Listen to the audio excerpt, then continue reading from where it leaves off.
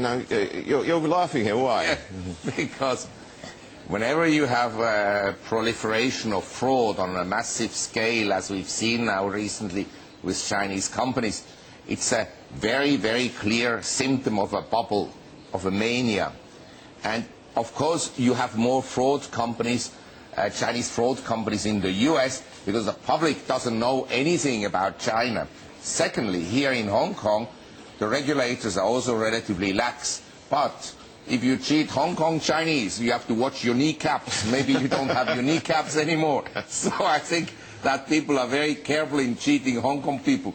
Plus, the Hong Kong public is not totally stupid like in the US.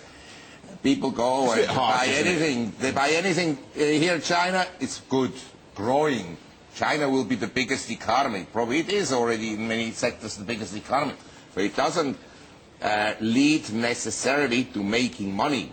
In America in the 19th century... Yeah, but who does make money out of China? Well, you know, in the 19th century in America, you had canal booms, railroad booms. Foreigners were always taken to the cleaners, repeatedly. And in China, the people that make money are the locals. It's like the people that make money here in Asia are mostly locals. There are some foreigners that have made money, but by and large, it's a local story. You made money? Yeah, depends what you mean by money. Yes, I mean, I have some money, but I'm free. Let's put it that way. Well, let's hope so. Otherwise, you shouldn't be on the program. I'm not like Mr. Bernanke. It's like the other day, a Fed governor said, if I had money, I would short gold.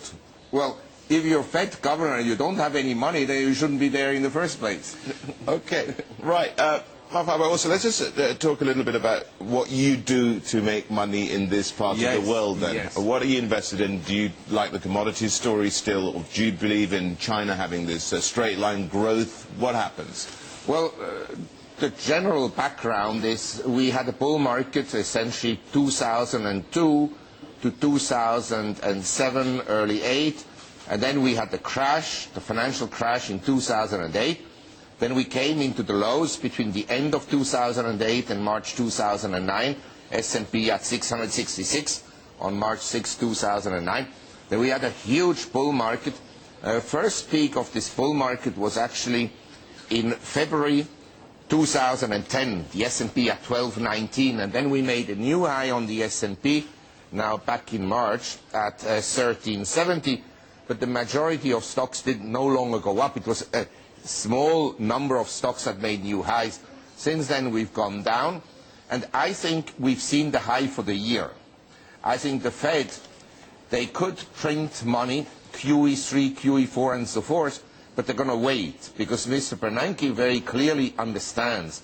A year ago, he talked about deflationary pressures. Now he can see that his money printing has led to some unintended consequences. So it's going to wait until the S&P is down 10% or more. Very quickly, Marc Faber, I've got to get one question in about the commodity side of things. Yes. I mean, the commodities boom, is it intact?